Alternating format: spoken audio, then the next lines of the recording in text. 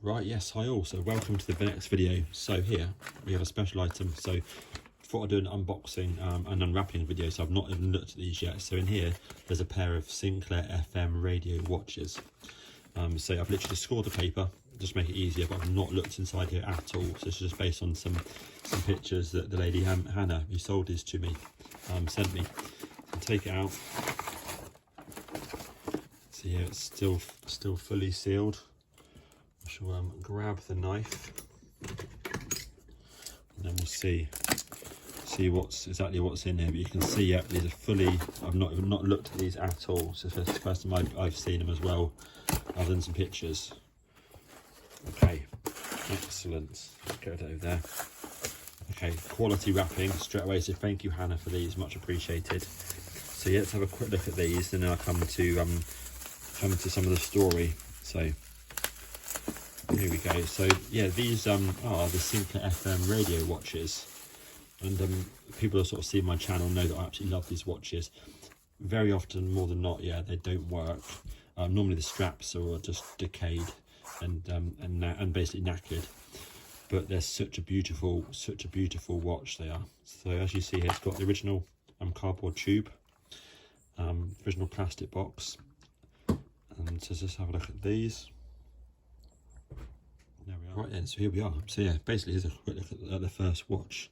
So you can see in here that there's lots of sort of like particles and stuff in here. So what happens is these watch straps literally just start to decay. So this one here is actually good. This and this top part's in solid condition, but I suspect underneath it won't be solid condition. You can see here, see it's got bits and pieces of that, but it's just the fact that these are old. You know, they've been dry stored, and of course this particular material obviously just isn't like leather. You know, I'm not sure exactly what it is, some sort of PVC of some variety. It just breaks down, but it's nice to see that at least this top section is still in one piece, but you can see all the sort of dirt and debris on there, but instructions are underneath, which is good. So if I flick it over carefully, so most of that sort of stuff there should probably clean up. I bet they look really nice once they're clean. And in here, see, you basically got the antenna wire, which runs underneath this piece of additional sort of stuck on sort of cardboard, then sort of leatherette of some variety, which goes around to the clasps that provides your aerial for the reception. Have a look on there, and you've got the made in Great Britain on there, which is nice. And again, that one there is all in one piece then. So in there's a battery, there's still a battery in there, so hopefully it hasn't leaked and damaged anything. There's also a battery in one of these compartments here. I forget which one it is, but there was a battery in one of those two compartments, and you undo the screws with a tiny screwdriver and flick it open, and then there's another battery inside there as well. And actually that will be in this bottom one, because that powers the clock from that one there, and then that battery there powers the radio aspect. And then in here you've got obviously got 3 knobs for the various options and some buttons, and basically this one here does the tuner, so you can tune the channels in, and it rotates like a sort of plastic sort of belt around a guide, and they're basically always broken. So I suspect that when I turn that, you know, you might find that the little black needle, which you can just about see there, probably won't move. If it doesn't move, then it just shows you the tape's broken, which is really common. The speaker there, and obviously like volume, and I think that's the on off. I think it is on there, and also got the instructions underneath there as well. So that's excellent. So that's that one there. There's another one just in here, which is pretty sweet. So the background for these is that Hannah contacted me about January 2022 it was, just asking about the watches and getting some advice and all that. And I said, well, I gave the advice, I said if you ever want to sell them, just let me know. And then been in touch, you know, throughout this year a few times, and then I contacted her 3 or 4 days ago or so, just saying, oh, you know, if you change your mind about selling the watches. I said, yeah, sell them. So we agreed a price, and she posted them yesterday and arrived today. Basically these were her grandma Evelyn's. We're not sure on any background, unfortunately, for these, but they were potentially going to go in the skip, and then Hannah sort of saw them, thought it looked interesting, and then held them back from the skip, which is really lucky. And that's the sort of background story. So thank you to Grandma Evelyn. Right then, yeah, let's look at the second watch.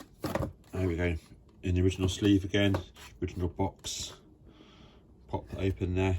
Excellent. Yeah, much better. That's really nice. Look at that.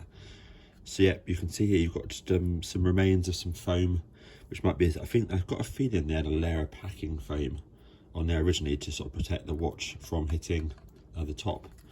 I think I might have that on one of my other watches. But yeah, having a look sort of closely. Fine, I don't want to take it out yet, but you can see the buttons. I made a quick correction actually. It's on off, speaker volume, and the tuner on this one here.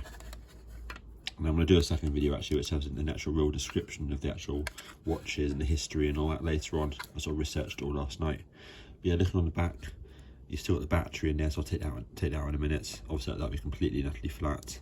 The battery in there, which I'll take out as well. Yeah, stainless steel backs. And you've got the polyurethane strap, and say the reception area in there, and of course just a little bit missing just on there. Now this one here, as soon as you, if you were to probably wear this and bend this strap, it would probably sort of crack quite quickly and quite easily. You know, you sort of see that they get so brittle and then they literally just fall apart. So I will just do a little bend test, but realistically I won't wear this watch as it is until I get a chance to make a new strap basically from scratch. But yeah, absolutely lovely. Look at that. Let's get right in there with the detail. Let me zoom in a bit. Cool. Right, so thank you very much, Hannah and family, for selling me these watches. Much appreciated. And yeah, everybody watch out for video 2, which I'll do a full description of the watches and the history, as much as I sort of can remember. And yes, check out video 2 later on, and then there'll be basically a video 3 when I sort of start to try and get these watches working. Cool, thanks a lot. Cheers.